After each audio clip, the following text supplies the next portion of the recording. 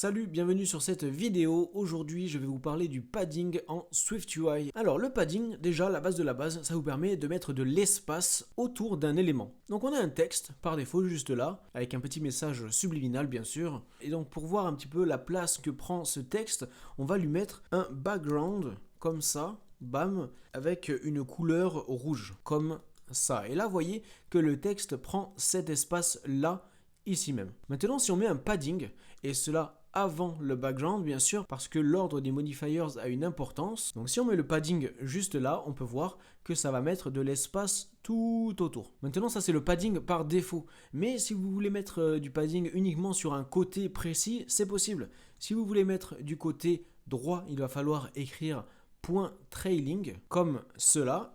Et vous voyez, ça met juste du côté droit et ça ignore tous les autres côtés. Pour le côté gauche, ça va être point .leading. Pour au-dessus, ça va être point .top. Et pour en dessous, ça va être point .bottom. Ensuite, vous pouvez mettre du padding uniquement horizontalement. Et pour cela, vous écrivez point .horizontal. Et là, ça va mettre à droite et à gauche. Ensuite, vous pouvez mettre du padding verticalement en écrivant point .vertical comme cela. Mais ça s'arrête pas là parce que vous pouvez mettre deux éléments. Vous pouvez mettre par exemple top et trailing. Pour cela, il va falloir utiliser des crochets.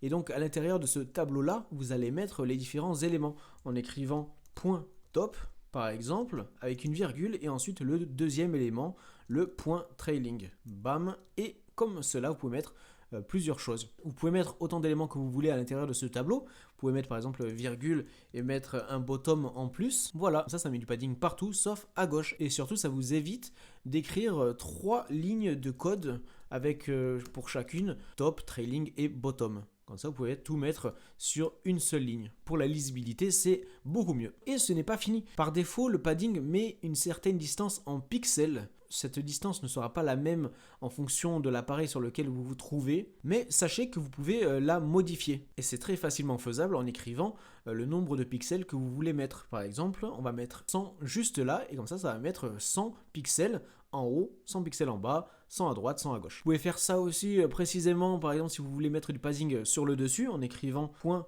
.top, virgule, et là vous mettez le nombre de pixels juste ici, et comme ça vous pouvez vraiment configurer à votre guise votre padding. Et donc voilà en gros ce que j'avais à vous partager sur cette vidéo sur le padding. Sachez que j'ai créé une petite formation gratuite pour les débutants pour apprendre à créer une petite application de A à Z.